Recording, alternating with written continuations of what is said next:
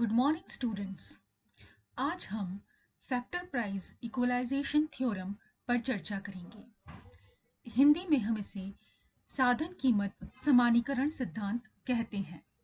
साधन कीमत समानीकरण सिद्धांत क्या है, इसकी मान्यताएं क्या हैं, साधन कीमत समानीकरण सिद्धांत का डायग्रामेटिक रिप्रेजेंटेशन किस प्रकार से देते हैं और साधन कीमत समानीकरण सिद्धांत की सीमाएं क्या क्या हैं, इन सब बिंदुओं पर आज हम चर्चा करेंगे।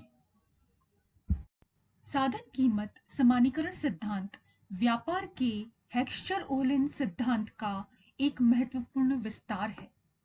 यदि साधनों का मुक्त अंतरराष्ट्रीय प्रचलन हो तो साधनों की कीमतें निर्विवाद रूप से समान हो जाएंगी। परंतु क्लासिकल अर्थशास्त्री और हेक्स्चर-ओलिन ने यह मान्यता ली थी कि साधनों की अंतरराष्ट्रीय गतिहीनता है।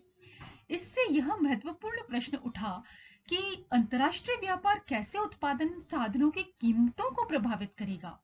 हेक्स्चर ने एक और यह सुझाव दिया कि वस्तुओं में अंतरराष्ट्रीय व्यापार साधनों की अंतरराष्ट्रीय गतिशीलता के प्रतिस्थापक के रूप में कार्य करेगा, जिससे लागतों और साधनों अथवा साधन कीमतों का पूर्ण समानीकरण हो जाएगा।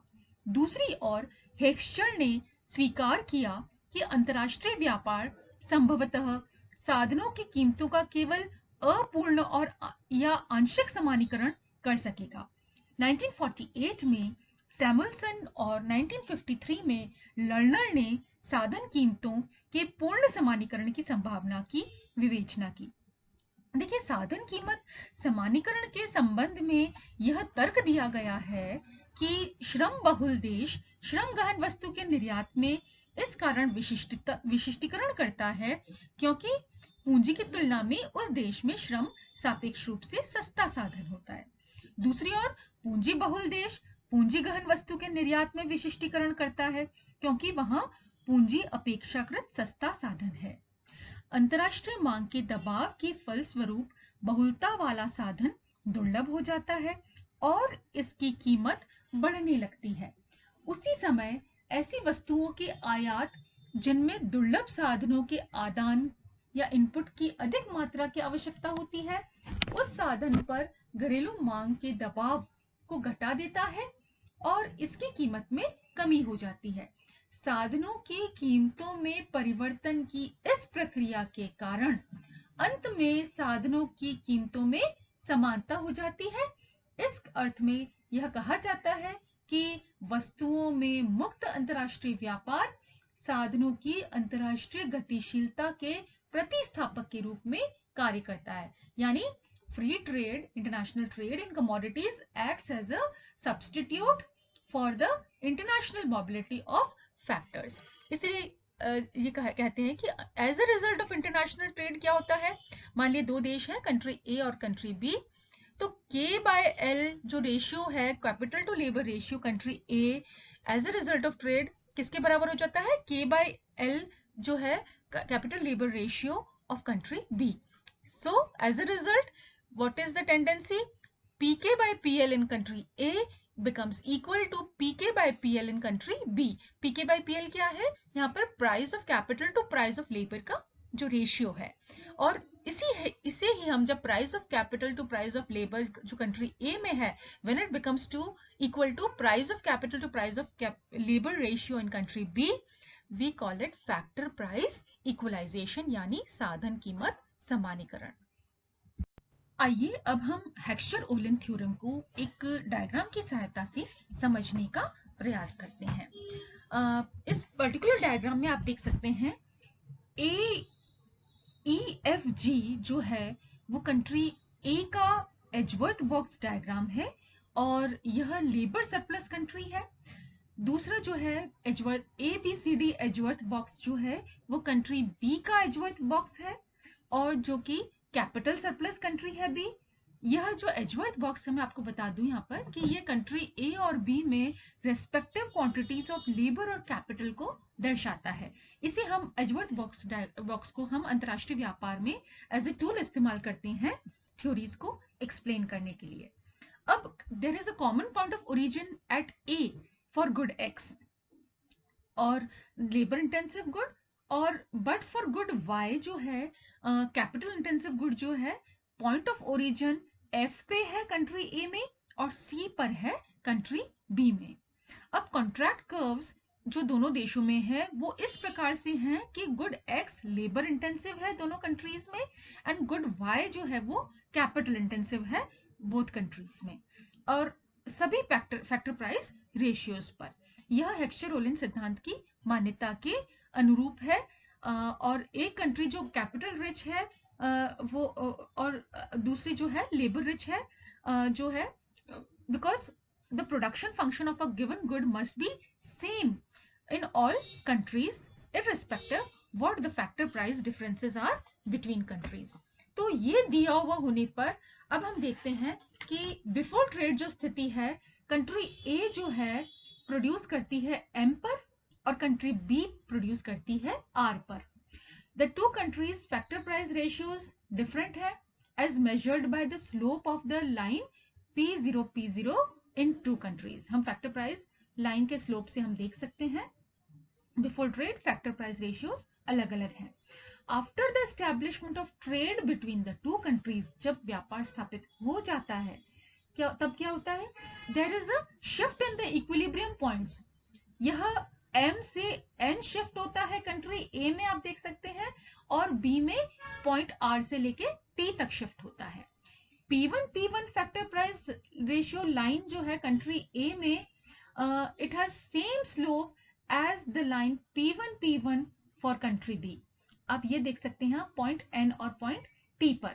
यह बताता है कि after trade leads to equalisation of factor price ratios in country A and country B।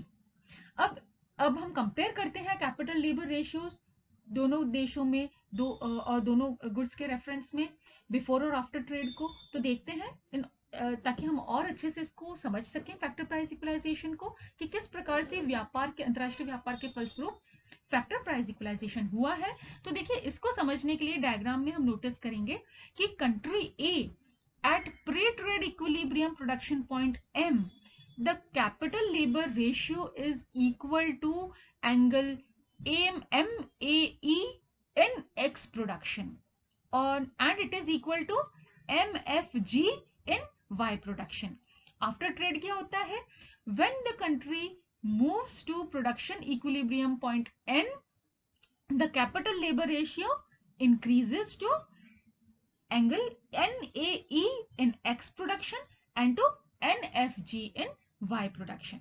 अब कंट्री बी में अगर हम देखें तो pre trade equilibrium point R है, द कैपिटल लेबर रेशियो इस पॉइंट पर in the production of X and Y are measured by the angles, आप देख सकते हैं RAD और RCB। पोस्ट ट्रेड क्या होगा, कैपिटल लेबर रेशियो जो है X और Y के प्रोडक्शन में at point T have gone down to the size of angle TAE and TCB respectively। After trade, the capital labor ratio in X production is NAE country A में और TAE in country B। अब आप देख सकते हैं जो angle है NAE बराबर है TAE के, तो हम कह सकते हैं कि फैक्टर प्राइस रेशियोज X के प्रोडक्शन में is equalized between the two countries। In the same way, capital labor ratio in production after trade is TCB in country B and NFG in country A। TCB is equal to NFG and this shows equalization of factor price ratios in Y production in the two countries। तो हम क्या देखते हैं कि अंतरराष्ट्रीय व्यापार जो है वो क्या लाता है, it brings about equalisation of factor prices between countries even in the absence of factor movements between countries। तो इस तरह से हम आर्ग्यू कर सकते हैं कि इंटरनेशनल ट्रेड जो है वस्तुओं और सेवाओं में, it is a substitute for international movement of labour and capital. इस तरह से इंटरनेशनल ट्रेड क्या करता है, it brings about equalisation of both the product and factor prices. तो ये है एक्सप्लेनेशन फैक्टर प्राइस इक्वलाइजेशन का। अब हम फैक्टर प्राइस इक्वलाइजेशन थ्योरम की कुछ सीमाएं हैं उनका हम अध्ययन करेंगे। देयर आर सम ऑब्स्टिकल्स या लिमिटेशंस हैं फैक्टर प्राइस इक्वलाइजेशन। अब देखिए फैक्टर प्राइस इक्वलाइजेशन का मतलब ये है कि आफ्टर ट्रेड जो है एस्टैब्लिशमेंट ऑफ ट्रेड, जो कैपिटल लेबर रेशियोज हैं इन the production of a good will be same in both countries. और इसका मतलब ये हुआ, दिस डज नॉट मीन देखिए कि that capital labour ratio in the production of two goods will also be equalised. The question now is how far the factor price equalization will conform to actual reality। वास्तविक जगत से कितना mail खाएगी factor price equalisation की जो theory है।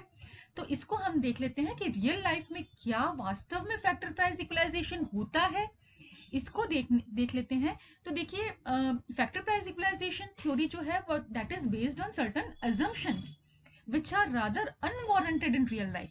Real life में वो assumptions काम नहीं करते हैं। तो कुछ रुकावटें हैं, ऑब्स्टिकल्स हैं फैक्टर प्राइस इक्वलाइजेशन के वे में।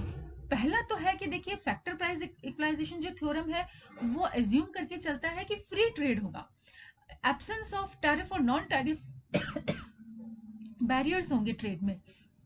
ये भी एज्यूम करता है कि कोई ट्रांसपोर्टेशन कॉस्ट नहीं होगी in exporting and importing goods and services between nations. परंतु वास्तविक जगत में क्या होता है, ये दोनों ही एग्जिस्ट करते हैं और इनके एग्जिस्टेंस के कारण जो है कंप्लीट फैक्टर प्राइस इक्वलाइजेशन नहीं होता है। और फ्री ट्रेड जो है वो पूरी तरह से फ्री ट्रेड की पॉलिसी नहीं होती है, इसलिए वास्तविक जगत में जो है कंप्लीट फैक्टर प्राइस इक्वलाइजेशन नहीं होता है। इसी कारण ओहलिन ने जो है कंप्लीट फैक्टर प्राइस इक्वलाइजेशन को रूल आउट किया था और वो बिलीव करते थे ओहलिन की only partial factor price equalisation is possible. Indeed जो है they argued that there will be at best only be a tendency towards factor price equalisation. और कंप्लीट फैक्टर प्राइस इक्वलाइजेशन कब होगा, if and only if the factors of production were themselves internationally perfectly mobile। जब उत्पादन के साधन ही पूर्ण रूप से गतिशील होंगे। In that sense, international trade in goods and services is not a perfect substitute for international factor mobility। It is best a close substitute। दूसरी बात है इंटरनेशनल ट्रेड जो है वो केवल पार्शियल फैक्ट जो है विशिष्ट जो है इनकम्प्लीट स्पेशलाइजेशन ही लाता है उत्पादन में एंड कंप्लीट स्पेशलाइजेशन नहीं होता है। इसके कारण भी जो है कंप्लीट फैक्टर प्राइस इक्वलाइजेशन जो है वो रूल आउट हो जाता है। एंड इसलिए भी हम केवल क्या एक्सपेक्ट कर सकते हैं कि पार्शियल फैक्टर प्राइस इक्वलाइजेशन ही होगा। और ये इस पर भी आधारित है यह बात कि there are diminishing returns to scale conditions in production of all goods and in all countries. उत्पादन में घटते हुए नियम जो है वो लागू होते हैं सभी देशों में सभी वस्तुओं के संदर्भ में। तीसरी बात ये है जो लिमिटेशन है कि ये जो थ्योरम है वो बेस्ड है अजम्पशन ऑफ परफेक्ट कंपटीशन के पर, और जबकि वास्तविक जगत में आप जानते हैं कि इम्परफेक्ट कंपटीशन होता है, मोनोपोलिस्टिक कंपटीशन होता है और इंक्रीजिंग रिटर्न्स टू स्केल भी होता है in case of some goods. तो ये भी फैक्टर प्राइस इक्वलाइजेशन थ्योरम की जो क्रेडिबिलिटी है उसको खत्म करता है। चौथी बात ये है कि कंप्लीट फैक्टर प्राइस इक्वलाइजेशन होने के लिए जो है नंबर ऑफ फैक्टर्स जो है वो एक्सीड करना चाहिए नंबर ऑफ प्रोडक्ट्स से। अब इन मॉडल ऑफ टू कंट्रीज और दो कमोडिटीज के केस में इट इज पॉसिबल टू जो है show it is not possible to show it is possible to show factor price equalisation पर दो कंट्रीज और दो कमोडिटीज में तो पॉसिबल है, परंतु रियल वर्ल्ड जो मॉडल है उसमें बहुत सारे देश होते हैं, बहुत सारे फैक्टर्स होते हैं, बहुत सारे गुड्स एंड सर्विसेज होती हैं।